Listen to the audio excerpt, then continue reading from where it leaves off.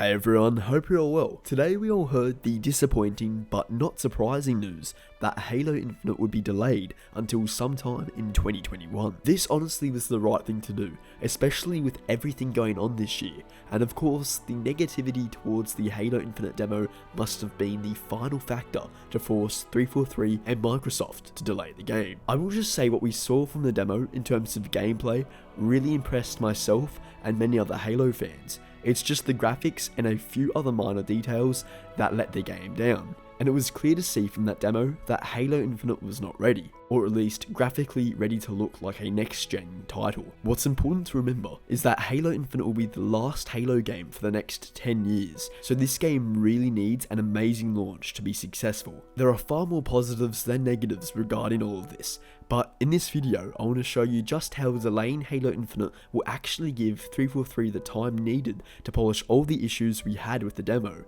but not only that, also add ray tracing and any other features that weren't originally going to be present at launch. Halo Infinite just from the demo had plenty of great things going for it, like fantastic music, beautiful in-game cutscenes, classic art style, and that's only naming a few. But with Infinite being delayed until 2021, all the issues and concerns we had should be fixed or at least drastically improved by its eventual launch. Now with that in mind, I truly believe Halo Infinite has the potential to become Game of the Year in 2021, and without further ado, let me show you why.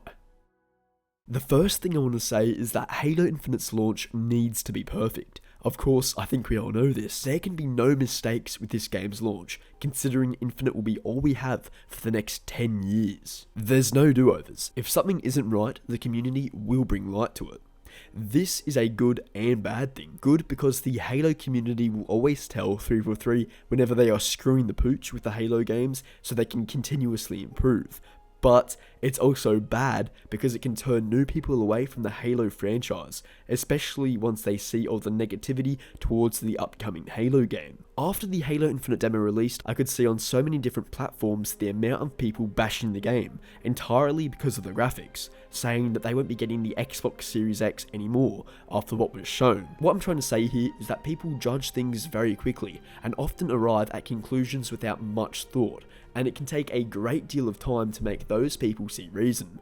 So if Halo Infinite's actual launch was something similar to the demo, it would have been so harmful for the franchise going forward. But luckily 343 and Microsoft recognised this and delayed the game. Of course, the worldwide pandemic hasn't helped much either, as in my opinion that's the main reason Halo Infinite has been delayed. 343 Industries for the most part have had to relocate to their own homes whilst trying to polish this game for us, and in all honesty there was no option but to delay the game because of this. Thankfully they now have the time needed to properly address the issues from the demo and generally improve the game overall. What's great about Infinite getting delayed is that all of those people who had originally written off Halo Infinite after seeing the demo can hopefully return with a new understanding that the game will look drastically better at its new 2021 launch. Now that all leads me to my main point.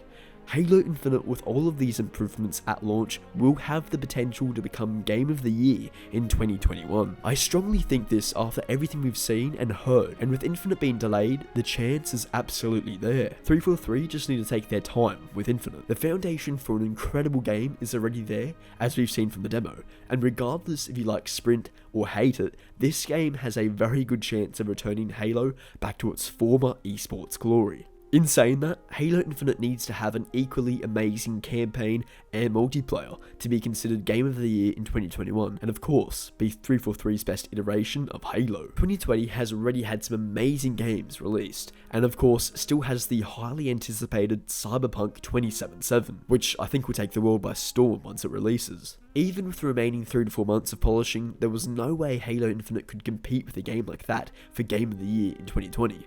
Although now with the extra time 343 will have to properly address the graphical issues, I can see Halo Infinite becoming the best game in 2021, regardless of the competition at that time. Now the majority of gamers have heard of Halo, but once Infinite drops sometime in 2021, everyone who has an Xbox One, Series X or PC will have the chance to play the game for absolutely nothing and experience Halo's awesome multiplayer in its entirety. This has never been done before, at least to this extent. Sure, there's elements of games that are free, but Halo will be the first console FPS title to release its complete multiplayer for nothing. Let me just reiterate that 343 will need to work super hard from now up until Infinite's launch, so that everything is pretty much perfect come release. This of course will help Halo Infinite and be nominated for Game of the Year. Just remember though that this delay gives Infinite the potential to become Game of the Year, although there's still a very long way to go before Infinite is actually considered Game of the Year material. I definitely have hope now, and I also have faith that 343 will pull this off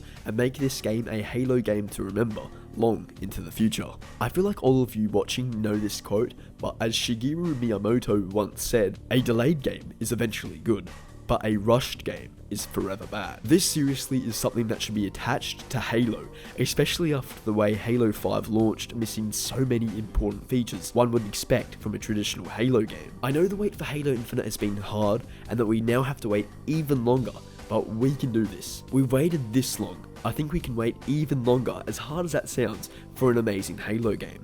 One we truly deserve. Like I've said throughout this video, if 343 can polish the graphical errors and improve anything else needing attention before Infinite's launch, it will have a very high chance of becoming Game of the Year in 2021. I'm not saying that out of blind faith. The majority of what we've seen so far has the potential to make Halo Infinite Game of the Year, and with the visuals drastically improved to suit the appearance of a next-gen title, I can see that becoming a reality.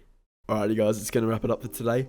I hope this video has showed you just why Halo Infinite has the potential to become Game of the Year in 2021 because of this delay. I know right now some of you might be disappointed to wait even longer, but just remember that 343 are working really hard to deliver a fantastic Halo experience for us all, and I'd say give them all the time they need. I'm very excited to see what 343 release in the coming weeks and months to keep us talking about Infinite. Whatever happens, I'll be uploading Halo content, so you can always at least look forward to that.